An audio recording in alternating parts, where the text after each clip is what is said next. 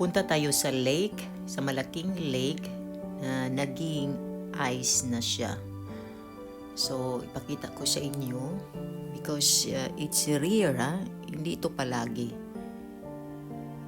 Ayun, and nag-skating na sila. You can bring all your family here and do skating. Malalim to ha. Oo, talagang it's rare to happen like this because it's quite long na. No, hindi talaga ito naging ice kasi pag mag-snow dito, di siya magtagal, mag-melt ka agad. So, malaking lake ito at saka malalim. So, makikita ninyo na maraming nag-skating dito.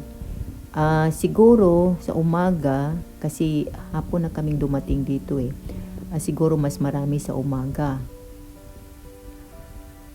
And then, ang gagawin ko dyan, samahan nyo ako, magpunta ako dyan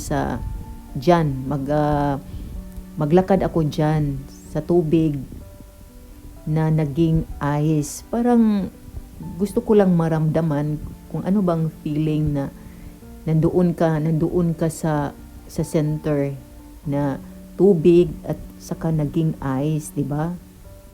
Palagi akong nagpupunta dito, kaya lang ang makikita ko palagi tubig, of course.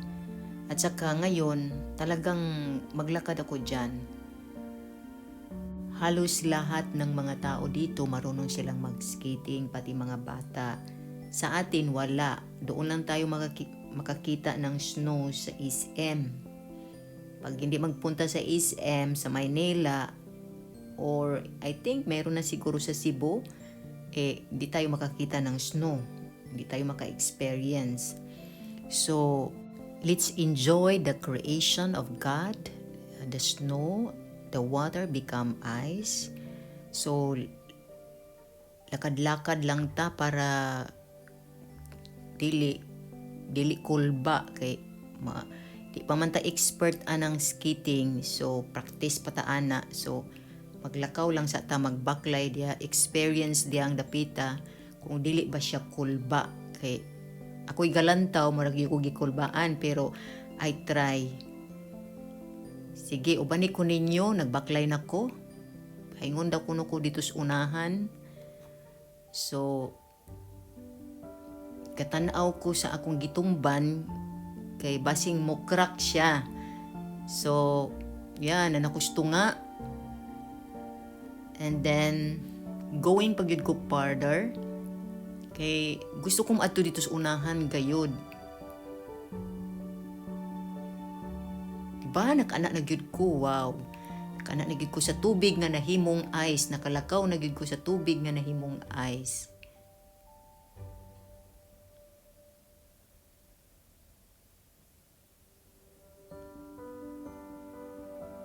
So layo-layo na gyud ko. Kaya lang paglantaw nako diyang dapita, parang gikulbaan ko kay mura man siya kana bitong dili na siya dark. Kana bang murag makita na nako sa ilalom ba. So nibalik nako sa kung agi kay gikuyawan man ko. So nice experience nga mag-walk sa ice. Tugnaw ka istanan karong adlaw. So it will not last longer, maybe this weekend hinahinay na siya nga mo melt.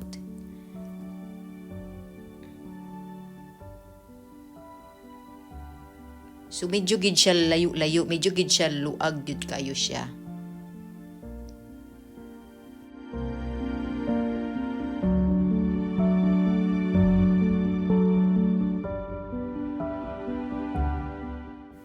Lots of happening here that they do skating, and then some are, the ice is not so strong enough, so of course they go down to the water, but they are safe, and the police rescuing them So that's one thing also that you have to be careful, because you never know, because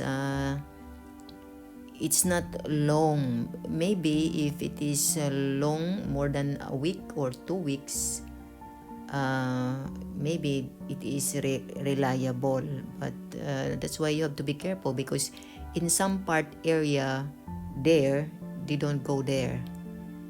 That other area there, they don't go there. Yeah, there. So they don't go skating there because it's water there. So it's not totally all of ice. So that's one thing also. So I enjoy watching here, and how they do skating. So hopefully also that this year also by December it will be like this also, hopefully, because it's not always. So this is a big lake. People are used to do fishing here, and a lot of ducks and birds are here also. They're eating, and we also feed them with bread because they're also eating with bread. So this is the ice, as you can see. It is thick, but there are also part that with water.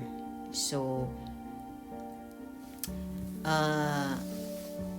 and the other side there is water. So it's not really totally all with ice. Gibutangan nila og paril ang tubig between sa yuta o sa tubig para ang yuta dili makasulod sa tubig. So that is all around the